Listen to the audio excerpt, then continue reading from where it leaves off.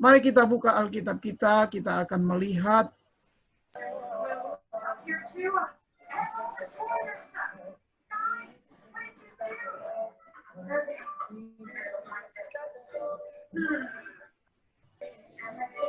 tolong dimatikan, dari mana itu suaranya?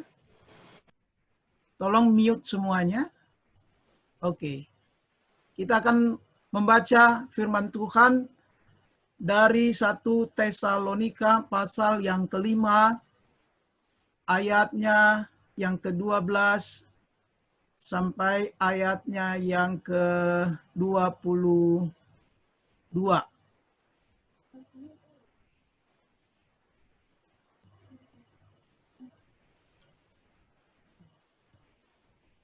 Baik, kalau kita sudah menemukannya, kita akan membaca 1 Tesalonika pasal yang kelima ayat 12 sampai ayat 22. Demikianlah firman Tuhan, saya akan bacakan buat kita semua. Kami minta kepadamu saudara-saudara supaya kamu menghormati mereka yang bekerja keras di antara kamu, yang memimpin kamu dalam Tuhan dan yang menegur kamu. Dan supaya kamu sungguh-sungguh menjunjung mereka dalam kasih karena pekerjaan mereka. Hiduplah selalu dalam damai seorang dengan yang lain. Kami juga menasihati kamu, saudara-saudara, tegurlah mereka yang hidup dengan tidak tertib. Hiburlah mereka yang tawar hati, belalah mereka yang lemah, sabarlah terhadap semua orang. Perhatikanlah supaya jangan ada orang yang membalas jahat dengan jahat, tetapi usahakanlah senantiasa yang baik terhadap kamu masing-masing dan terhadap semua orang. Bersukacitalah senantiasa, tetaplah berdoa, mengucap syukurlah dalam segala hal, sebab itulah yang dikehendaki Allah di dalam Kristus Yesus bagi kamu. Jangan padamkan roh, dan jangan anggap enteng, dan janganlah anggap rendah nubuat-nubuat. Ujilah segala sesuatu dan peganglah yang baik. Jauhkanlah dirimu dari segala jenis kejahatan. Demikianlah firman Tuhan bagi kita. Kita adalah orang-orang yang berbahagia karena kita menerima firman Tuhan ini. Dan berbahagialah orang yang mendengarkan firman Tuhan, merenungkan firman Tuhan, dan melakukan firman dalam kehidupannya. Saudaraku yang saya kasih dalam Tuhan Yesus, tema renungan firman Tuhan bagi kita pada pagi hari ini adalah hidup berjaga-jaga. Saudara, di tengah-tengah kita menjalani kehidupan dalam masa PPKM darurat ini, kita dibatasi dalam segala hal. Karena itu, saudaraku, kita sebagai orang-orang percaya harus mentaatinya tentunya, karena peraturan pemerintah, firman Tuhan katakan bahwa tunduklah terhadap pemerintah yang ada. Sebab tidak ada pemerintah yang tidak berasal dari Tuhan. Karena itu maka kita perlu berjaga-jaga di dalam kehidupan kita, khususnya kita taat dan melakukan semua perintah-perintah atau semua peraturan-peraturan yang dibuat oleh pemerintah di dalam kita menekan penularan COVID-19 ini. Nah, itu dari segi peraturan, tapi ada hal yang perlu kita lakukan di dalam kehidupan kita dari segi rohani, yaitu kita perlu berjaga-jaga di dalam kehidupan ini. Karena banyak sekali yang terjadi di dalam kehidupan kita karena COVID-19 ini. Saudara, kita tidak tahu sampai kapan hidup kita. Kita sering mendengar berita-berita, hari ini masih sehat-sehat, 2 hari kemudian dipanggil Tuhan karena terkena COVID-19. Ya, kita tidak tahu di dalam kehidupan kita ini sampai kapan. Ya, sewaktu-waktu Tuhan bisa memanggil kita dari dalam kehidupan ini, dari dalam dunia ini. Nah, karena itu saudaraku, apabila hal itu terjadi, pertanyaannya adalah sudahkah kita siap menghadap Tuhan? Ya. Karena itu perlu kita berjaga-jaga agar kita siap menghadap Tuhan. Sebab orang yang tidak berjaga-jaga di dalam kehidupannya adalah orang yang tidak bijaksana. Kenapa? Karena Tuhan selalu berbicara kepada kita melalui firman-Nya. Tapi ada banyak orang yang tidak mau melakukan firman Tuhan itu di dalam kehidupannya. Karena itu saudaraku, lewat renungan firman ini, kita akan melihat bagaimana caranya kita berjaga-jaga.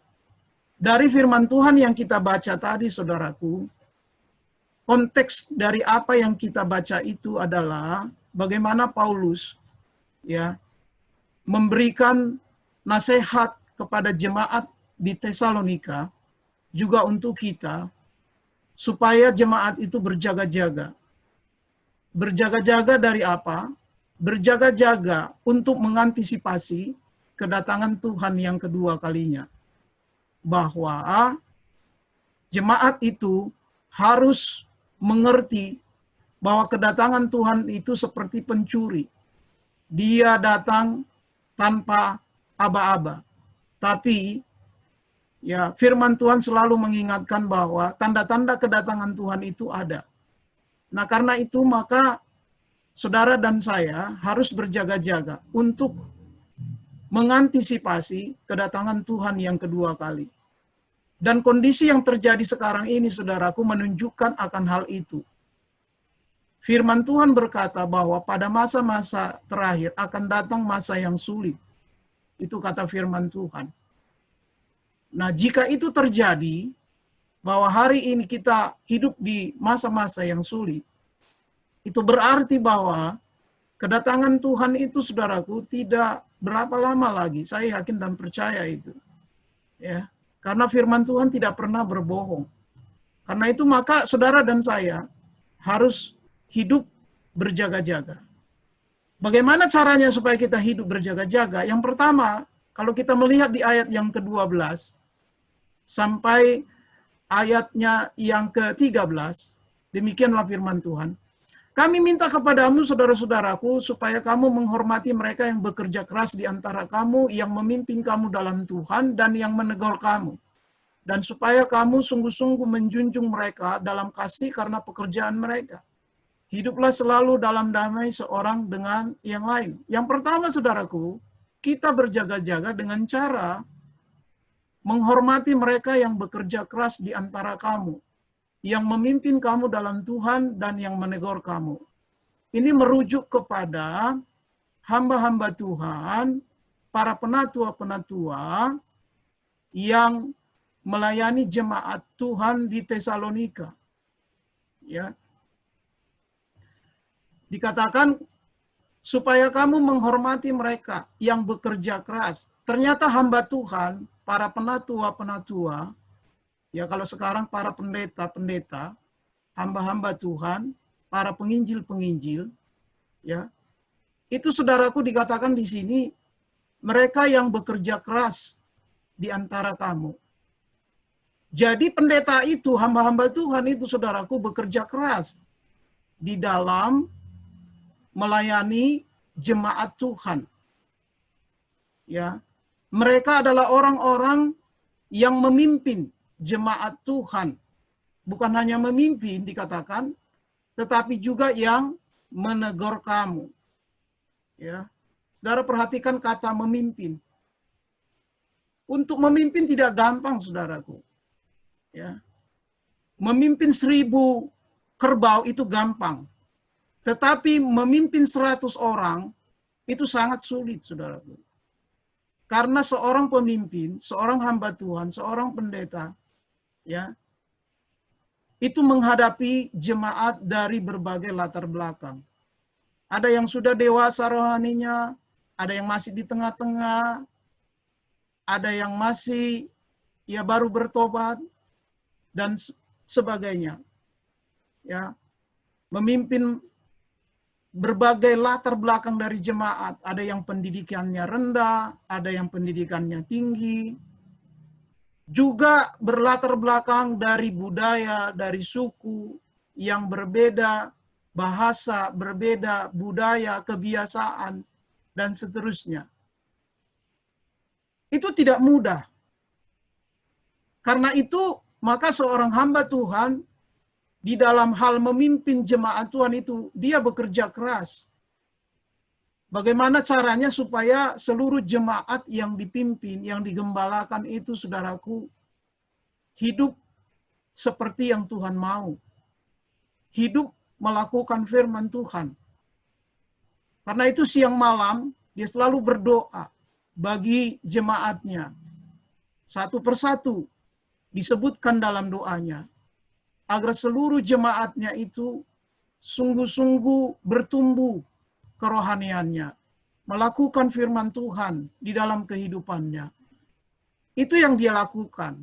Bukan hanya itu, dia juga mengajar melalui khotbah-khotbah, melalui pemberitaan firman Tuhan. Dan dia harus bekerja keras untuk mempersiapkan firman Tuhan itu sesuai dengan kebutuhan daripada jemaatnya. Bagaimana supaya firman Tuhan itu betul-betul mengena sesuai dengan kebutuhan mereka masing-masing. Dan itu tidak mudah, saudaraku. Tidak mudah. Dia harus mempersiapkan firman Tuhan itu dengan baik. Memilih kata-kata dengan baik. Ya, yang dapat dimengerti, yang dapat diterima oleh jemaatnya. Ya, dia harus mempersiapkannya dengan baik, saudaraku. Dia harus berdoa, meminta kepada Tuhan apa yang harus dia lakukan, apa yang harus dia sampaikan dari firman Tuhan yang sesuai dengan kebutuhan jemaat Tuhan. Dan itu dia harus bergumul untuk itu. Saudaraku yang saya kasih dalam Tuhan. Ketika jemaat Tuhan itu sakit, dia harus mendoakannya. Dia harus apa? Dia harus mengunjunginya. Ya, dia harus juga memberikan perhatian, mungkin juga dalam bentuk pemberian, diakonia dan seterusnya. Itu pekerjaan seorang hamba Tuhan, saudaraku, di dalam sebuah gereja, di dalam sebuah komunitas, di dalam sebuah pelayanan yang ada, saudaraku, ya. Dan kemudian, saudaraku, membimbing mereka, mengarahkan mereka, mengingatkan mereka supaya mereka beribadah, ya, mengingatkan mereka supaya mereka melakukan firman Tuhan. Dan bukan hanya itu, satu pergumulan yang sangat berat, saudaraku, yang dilakukan oleh seorang hamba Tuhan adalah dalam hal apa? Menegur setiap jemaat Tuhan ketika jemaat Tuhan itu tidak hidup di dalam Tuhan. Karena tidak mudah untuk menegur seseorang, saudaraku. Mungkin menegur karena ia hidup di dalam dosa. Terutama itu yang paling terutama. Yang sering kali ditegur oleh seorang hamba Tuhan. Dan itu tidak mudah, saudaraku. Karena apa? Karena kita juga berpikir ketika kita menegur, jangan sampai dia tersinggung. Dia harus jaga, saudaraku. Ketika kita menegur, jangan sampai dia juga akhirnya lari dari gereja. Lari dari persekutuan, lari dari komunitas. Ya. Dan itu tidak mudah, saudaraku. Bagi seorang hamba Tuhan di dalam melakukan tugasnya untuk ya mendisiplinkan jemaatnya, menegur setiap jemaatnya. Ada kalanya ada hamba Tuhan yang tidak mau menegur karena pertimbangan-pertimbangan itu tadi. Orang itu gampang tersinggung. Nanti saya tegur, malah dia yang marah. Lebih galak dari saya. Kalau sudah marah dia bisa tinggalkan gereja. Atau kemudian sudah ketika dia menghadapi jemaat yang kaya, yang menyumbang banyak uang gitu ya. Aduh, nggak enak saya kalau saya tegur dia nanti nggak kasih lagi sumbangan ke gereja. Dia nggak mau lagi melayani dan seterusnya. Akibatnya banyak hamba Tuhan yang tidak mau menegur setiap jemaatnya yang hidup di dalam dosa. Dan ini pergumulan seorang hamba Tuhan, ya, seorang penatua di dalam sebuah gereja. Tetapi bagaimanapun caranya, saudaraku, setiap jemaat Tuhan harus ditegur, ya, dengan cara yang soft, ya, dengan cara halus, atau dengan cara, ya, menggunakan perumpamaan-perumpamaan, misalnya seperti Daud yang menegur Nabi Nathan dengan perumpamaan, ya. Bagaimanapun seorang hamba Tuhan harus melakukan teguran.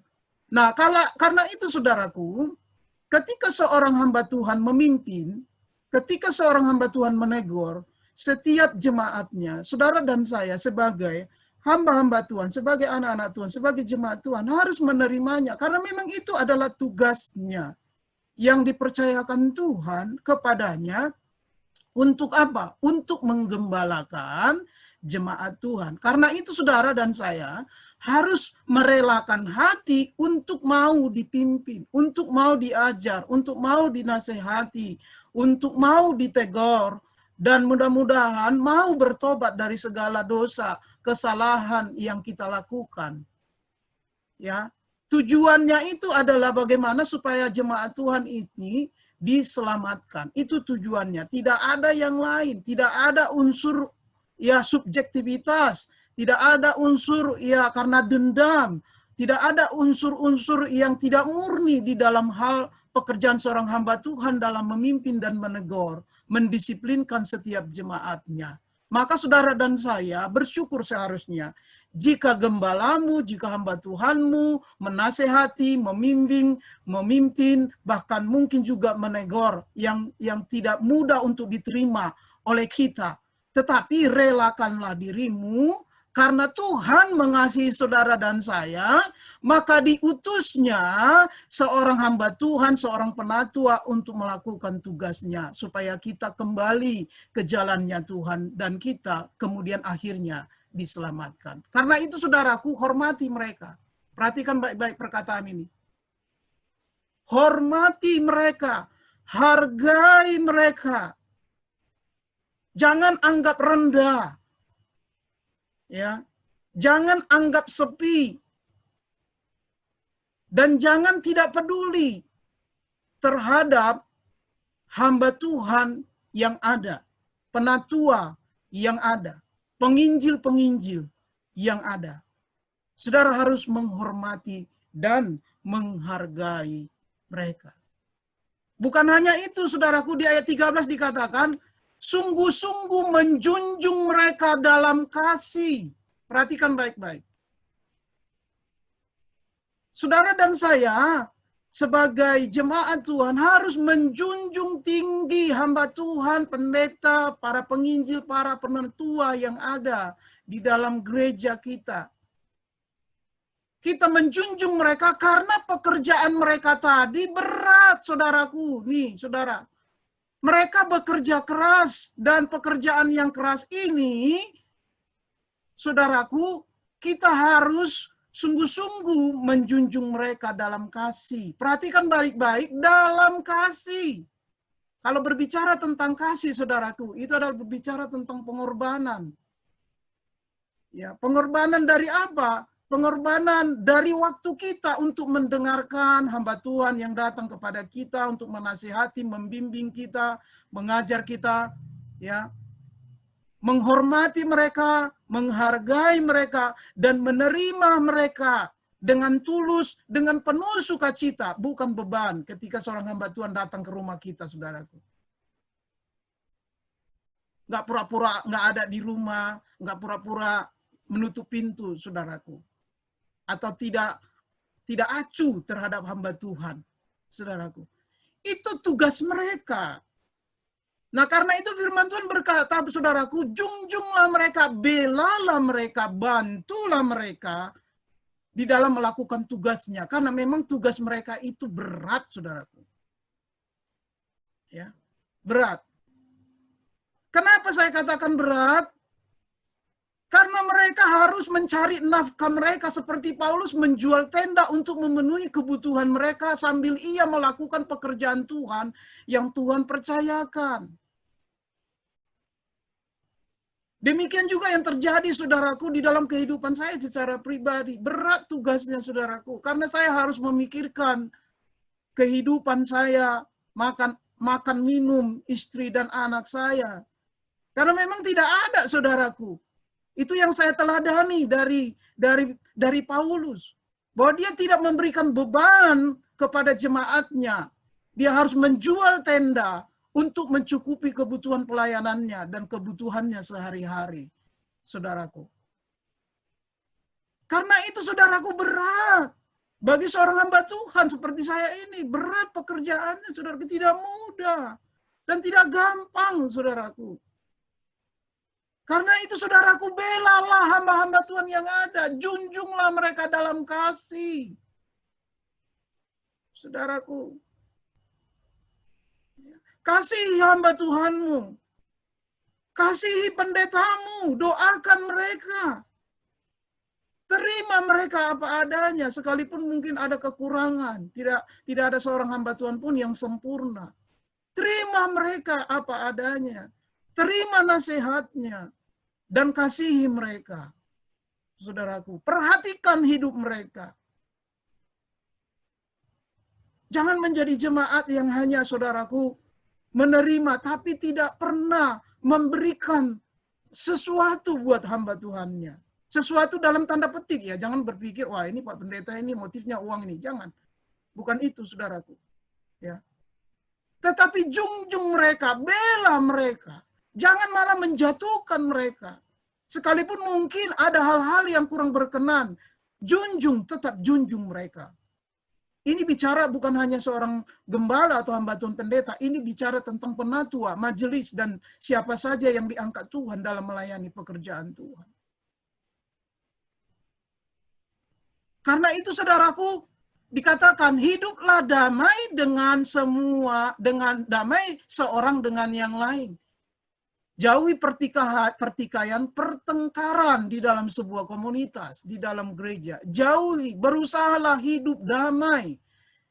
Hidup damai dengan hamba Tuhan, hidup damai dengan para penatua, para pelayan-pelayan Tuhan. Bahkan hidup damai dengan sesama jemaat Tuhan, bahkan dengan semua orang. Saudaraku. Ini, saudaraku. Kenapa kita harus menghormati mereka dan menjunjung mereka? Karena mereka adalah utusan Tuhan yang Tuhan percayakan.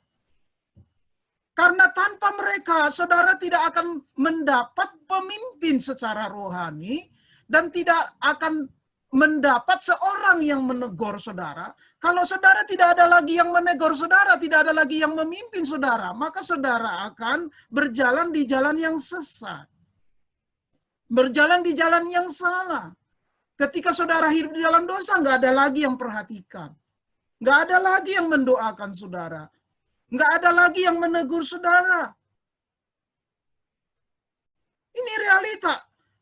Itu berarti betapa pentingnya seorang hamba Tuhan, saudaraku. Karena itu saudara dan saya harus menghormati mereka. Harus menjunjung mereka. Ini firman Tuhan, bukan karena kata-kata saya. Supaya saudara dan saya mengerti akan hal ini sebagai jemaat Tuhan yang Tuhan sudah tempatkan di dalam sebuah gereja, di dalam sebuah komunitas. Dan banyak orang yang tidak memahami hal ini, saudaraku, tidak memahami akan hal ini. Sehingga akhirnya banyak pendeta-pendeta, hamba-hamba Tuhan, para penatua-penatua, akhirnya saudaraku stres. Stres karena apa? Karena yaitu tadi pekerjaan mereka yang berat itu, saudaraku. Bukan hanya stres karena menghadapi jemaat, tapi juga dia harus menghadapi keluarganya sendiri. Anak dan istrinya sendiri. Dan soal-soal penghidupannya sendiri. Dan dia bertanggung jawab kepada Tuhan, saudaraku. Domba-domba yang Tuhan percayakan ini adalah harus dipertanggungjawabkan kepada Tuhan. Dan kalau ini dia tidak lakukan, saudaraku, itu bahaya di hadapan Tuhan. Kenapa saya bilang bahaya? Karena seorang hamba Tuhan, penatua, pelayan Tuhan, diangkat dan dipilih oleh Tuhan untuk melayani.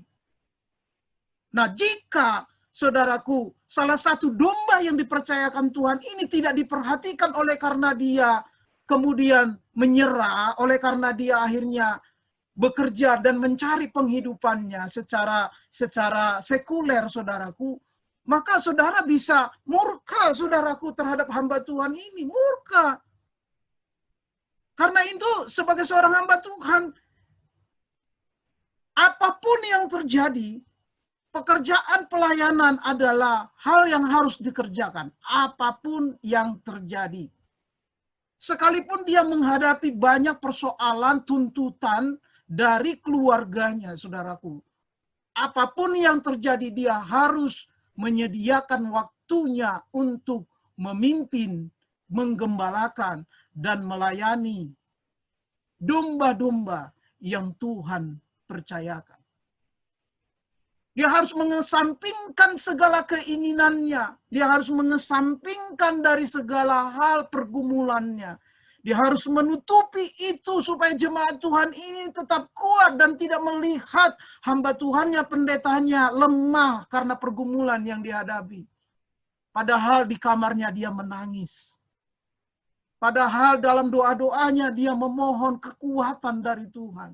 Tapi terkadang dia tidak menunjukkan itu di hadapan jemaatnya. Karena dia tidak ingin jemaat itu menjadi lemah. Karena melihat gembalanya juga lemah. Makanya dikatakan tadi seorang hamba Tuhan, pendeta itu bekerja keras, saudaraku. Saya seringkali dalam doa-doa saya mendoakan saudara menangis di hadapan Tuhan. Ketika saudara mengalami sakit seperti terkena virus corona ini, saya menangis di hadapan Tuhan karena kalian adalah orang-orang yang Tuhan percayakan untuk digembalakan di dalam gereja ini. Saya bergumul kadang-kadang jam 2, jam 3 saya bangun, saya harus berdoa, berlutut di hadapan Tuhan. Saya juga harus memikirkan istri dan anak saya soal penghidupan mereka. Saya harus bekerja menyiapkan firman Tuhan, menyiapkan khotbah. Saya harus lagi menyiapkan, saudaraku, hal-hal yang lain seperti misalnya menyiapkan lagu dan sebagainya. Saya harus, saudaraku, menyiapkan seperti misalnya menyiapkan Zoom, memesan dan sebagainya. Karena saya tidak mau juga jika hal ini membuat jemaat Tuhan repot dan mengganggu kehidupan mereka. Karena itu, saudaraku, mengertilah akan hal ini. Bantu hamba Tuhanmu. Doakan mereka apa yang bisa saudara bisa lakukan. Karena engkau diutus oleh Tuhan untuk melayani pekerjaan Tuhan. Kasihi mereka, doakan mereka. Karena mereka berjaga-jaga atas engkau. Engkau dipayunginya. Saudaraku, ibaratkan hamba Tuhan itu, para majelis penatua itu ibaratkan payung yang memayungi setiap jemaatnya. Dan kalau payung itu sudah bocor, maka orang yang dipayungi yang di bawahnya akan terkena air, saudaraku. Karena itu, saudaraku, hormati mereka, junjung mereka dalam kasih, perhatikan dan dukung mereka. Supaya apa? Supaya saudara dan saya betul-betul mengalami kasih Tuhan di dalam kehidupan kita.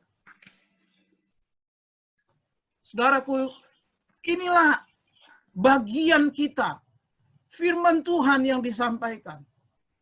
Dan saya sangat bersuka cita sekali jikalau seluruh jemaat Tuhan yang Tuhan percayakan itu adalah orang-orang yang mengerti akan hal ini. Seorang hamba Tuhan seperti saya tidak pernah punya niat untuk mencari keuntungan, untuk mencari kekayaan dari pelayanan. Karena saya tahu bahwa upahku besar di surga, Tuhan sudah siapkan. Dan hendaklah saudara dan saya berpikir akan hal itu. Berpikir hal yang sama. Tuhan, apa yang harus saya lakukan untuk melayani pekerjaan-Mu? Apa yang harus saya bisa lakukan untuk mendukung pekerjaan para penatua hamba Tuhan di dalam komunitas ini?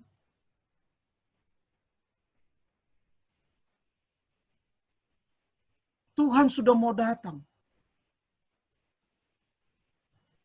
Tidak berapa lama lagi ia akan datang. Dan pada suatu saat dia akan meminta pertanggungjawaban dari setiap kita. Dari seorang hamba Tuhan pendeta. Dari seorang jemaat Tuhan juga diminta pertanggungjawaban. Buah apa yang sudah kau hasilkan selama engkau menjadi anakku? Selama engkau menjadi orang percaya?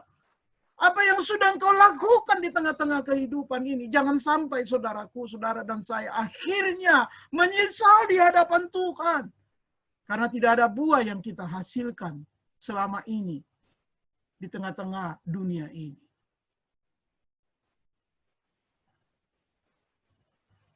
Terkadang saya, saudaraku, dalam keadaan COVID-19, saya harus pergi kunjungan, saudaraku. Dan itu kan riskan, saudara.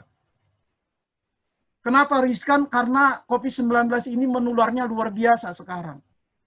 Apalagi ada varian yang terbaru, saudaraku. Yang katanya itu varian Delta. Ada lagi turunannya dari Delta itu Kappa. Yang menular secara gampang dan mudah. Dalam 10 detik katanya itu bisa menular. Tapi saya harus terobos itu semuanya. Saya harus pergi mendoakan jika saya diundang untuk berdoa. Saya harus pergi untuk mengunjungi jemaat Tuhan yang membutuhkan doa secara langsung. Dan itu berat, saudara. Berat. Tetapi saya percaya Tuhan yang telah memilih dan memanggil hambanya ini, Tuhan pasti melindunginya. Dan terbukti sampai hari ini, saya masih sehat. Saya masih makan.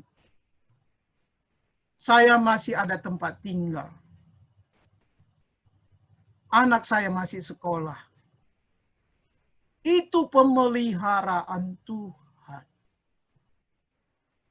Tetapi bukan karena itu ada lalu kemudian berpangku tangan kita, saudaraku. Tidak.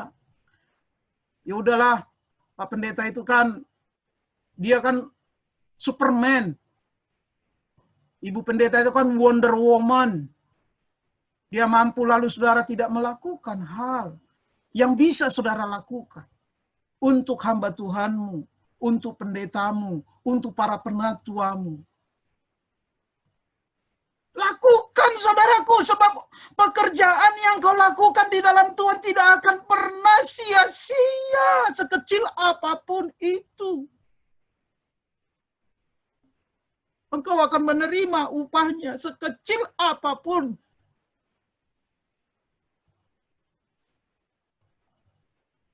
Seorang presiden Amerika berkata begini, saudaraku.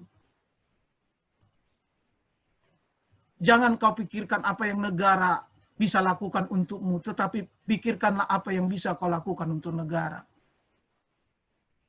Kalau ini diterapkan di dalam kehidupan kita sebagai pelayan-pelayan Tuhan, jangan kau pikirkan lagi apa yang Tuhan sudah berikan atau gereja berikan atau pendeta berikan kepadamu, tetapi pikirkanlah apa yang akan kau bisa berikan kepada Tuhan, kepada gereja, kepada pendetamu. Dalam tanda petik, saudaraku, jangan berpikir yang negatif dan naif, bahwa yang saya maksud itu adalah materi, uang, segala macam. No! Tapi kalaupun itu ada, puji Tuhan, kalau engkau mampu melakukannya. Tapi pikirkanlah apa yang bisa kau lakukan. Itu sebagai tanda bahwa engkau sudah berbuah di dalam Tuhan. Tidak lagi seperti ini. Terus-menerus sebagai seorang hamba Tuhan. Tapi pikirkanlah bagaimana sekarang berubah.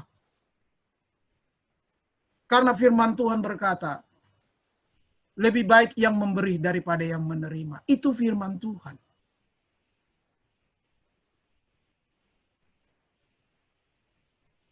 Dan apa yang saya sampaikan ini adalah firman Tuhan yang disampaikan oleh hambanya Paulus bagi kita semua. Bukan karena karangan-karangan saya atau reka-rekaan saya atau buah pikiran saya, tapi ini adalah firman Tuhan. Yang paling ironisnya ada jemaat-jemaat pendeta-pendeta domba-domba jemaat-jemaat Tuhan membenci hamba Tuhannya tanpa alasan.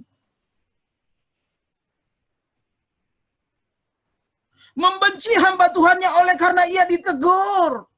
Padahal negornya 4 mata.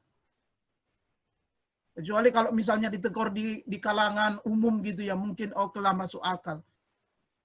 Padahal Tuhan mengutus dia untuk melakukan itu buat saudara dan saya. Jangan berpikir negatif terhadap penatua hamba Tuhan yang Tuhan percayakan melayani engkau. Sekalipun mungkin ada kesalahan, kekurangannya, doakan dan tegurlah. Kalau memang seorang hamba Tuhan itu salah, ditegur. Dan kalau memang itu benar, seorang hamba Tuhan yang benar itu mau melakukannya, mau menerimanya. Tidak berdebat dan tidak menyangkal dan seterusnya. Supaya apa, saudaraku? Supaya kita hidup berjaga-jaga. Masih banyak lagi, saudaraku, bagaimana kita hidup berjaga-jaga di bawahnya. Tapi ini saja yang menjadi renungan bagi kita pada pagi hari ini. Biarlah kiranya firman Tuhan ini mengubah mindset kita, menegur dan menasihati kita, supaya saudara dan saya menghormati mereka yang bekerja keras, yang memimpin kamu, dan yang menegur kamu, supaya saudara menjunjung mereka dalam kasih karena pekerjaan mereka. Kiranya Tuhan memberkati. Amin. Kita akan masuk dalam perjamuan